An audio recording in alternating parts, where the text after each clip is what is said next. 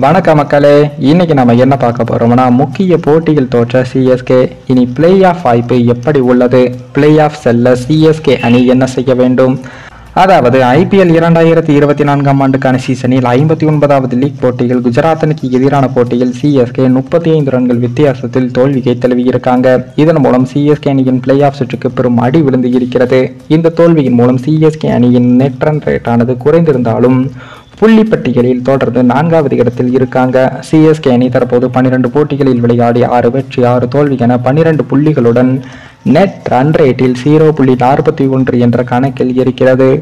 இந்த நிலையில் தான் சிஎஸ்கே அணி பிளே ஆஃப்ஸுக்கு செல்ல வேண்டும் என்றால் இனி அடுத்து வரும் 2 போட்டிகளில் வெற்றி பெற்றாக வேண்டும் என்ற நெருக்கடியான நிலைக்கும் தள்ளப்பட்டுள்ளது.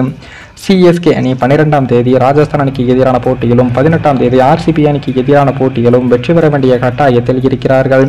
இந்த 2 போட்டிகளிலும் சிஎஸ்கே அணி வென்றால் 16 புள்ளிகளுடன் பிளே ஆஃப் சுற்றுக்கு செல்ல முடியும். அதே சமயம் 3வது இடத்தில் உள்ள எஸ்ஆர்ஹெச் அணி குஜராத் அணிக்கு எதிரான ஆட்டத்தில் ஜெயிக்க வேண்டும், பஞ்சாப் அணிக்கு எதிரான ஆட்டத்தில் தோற்க வேண்டும். இதே போன்று 5வது இடத்தில் உள்ள டெல்லி அணி வரும் 12ஆம் தேதி நடைபெறும் ஆர்சிபி அணிக்கு எதிரான ஆட்டத்தில் தோற்க வேண்டும்.